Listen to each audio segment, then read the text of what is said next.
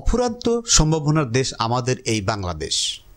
দেশের মানুষের খাদ্য চাহিদা পূরণ করার লক্ষ্যে অক্লান্ত পরিশ্রম করে আমাদের কৃষক কিষানি ও খামারিরা, যারা সারা বছর রোদে পুড়িয়ে মাটির বুক ছিঁড়ে ফসল ফলায় আপন মমতায়, যাদের শরীরের মাটির গন্ধ পাওয়া যায়। সেই সব কৃষক কিষানি ও খামারিদের সফলতার গল্প তুলে ধরতে গ্রামগঞ্জে ছুটে চলি আমি কামাল আহমেদ।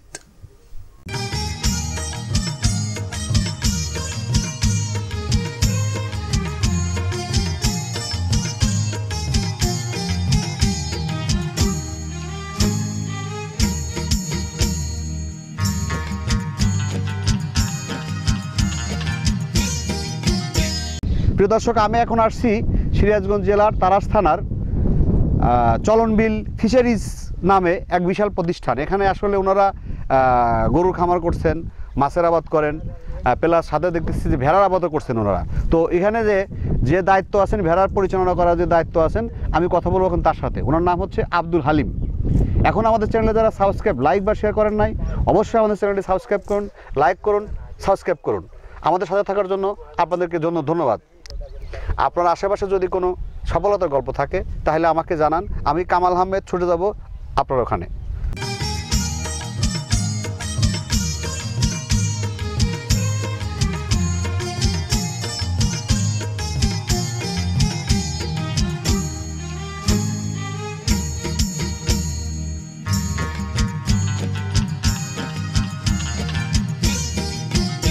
কাকা, আপনি এই যে ভেড়া পালন করতেছেন কতদিন করেন?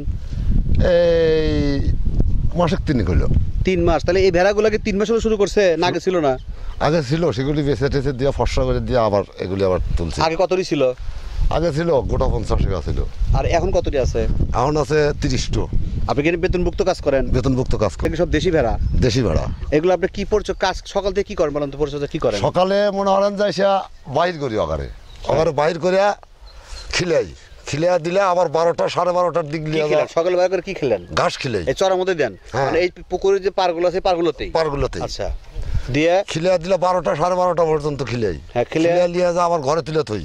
ঘরে তুলে দুয়ার একটা দিয়ে থই। আর বিকেলে বাই করেন না? বিকেল 3টায় আবার বাই করি। তার মানে 12টা থেকে 3টা পর্যন্ত আপনার ছুটি। এর মধ্যে আর কোনো বেড়া কোনো খাবার খাদ্য দেন না? খাবার খাদ্য দেয় না। আচ্ছা, তারপর আবার 2-3টার সময় বাই করে কি করবেন? আবার বাই করে একেবারে বেলা ডোবা পর্যন্ত। এমনি কোনো প্রাকৃতিক কোনো খাবার দেন না? প্রাকৃতিক কোনো খাবার দেয় না। চাষ খালি চড়ার মধ্যে, আপনি চড়ার মধ্যে বলতে আপনি শুধু পুকুরে পাড়তে রাখতেছেন? হ্যাঁ। আর খাওয়াইতেছি। আর এর অসুখ বিসুখ কি হয়? অসুখ বিসুখ এই 3 মাসের মধ্যে ইনশাল্লাহ হয় নাই। একটু ছিল, তাতে 15-20টা খরচ করে অসুখটা ভালো হয়ে গেছে। কি অসুখ ছিল? এই কানের বগল দিয়ে একটু করে গাওয়া ছিল, ওই পর্যন্তই। কানের বগল দিয়ে গাওয়া ছিল? আর কোনো অসুবিধা হয় না? এমনি বিয়ান দেয়? কটা বাচ্চা দেয় বেড়া? বিয়ান 2-3 বাচ্চা দেয়। একটা বেড়ার থেকে? আচ্ছা, একটা বেড়ার থেকে 2-3টা বাচ্চা দেয়? 2-3টা বাচ্চা দেয়। আচ্ছা, এই 2-3টা বাচ্চা আপনার আপনি বীজ দেন কোত্থেকে? বীজ আমার এখান থেকে আছে, আমার এখানে পাঠা আছে। ও, পাঠা আপনার এখানে আছে? এমনি আর কোনো অসুখ বিসুখ হয় না? না। আচ্ছা, আপনি কি এটা মনে করেন যে গরুর চাইতে লাভবান ব্যবসা মনে করেন আপনি? আমার মনে হয় তো গরুর চাইতে লাভবান ব্যবসা এটাই। আর এই খাবার খায় তো কি শুধু সাদা ঘাস খাওয়া? খালি সাদা ঘাস আর পানির ফুট চলছে, এ পর্যন্ত কোনো ভুসি টুসি কোনো কিছু এদিক দেওয়া হয় নাই। কিন্তু আমি তো দেখছি এর আগে এক ভেড়া খামারে গেছিলাম, সেখানে আপনার কি বলে ওই এক্সট্রা খাবার দেয় পানির সাথে ভেড়া দিতে দেয়। হ্যাঁ দেয়, কিন্তু আমি তো এ পর্যন্ত দিয়ে সারি নেই বা দেওয়ার নিয়ে তো নেই আমার। আমি ঘাস খাবার খিলেই মানুষ করবো।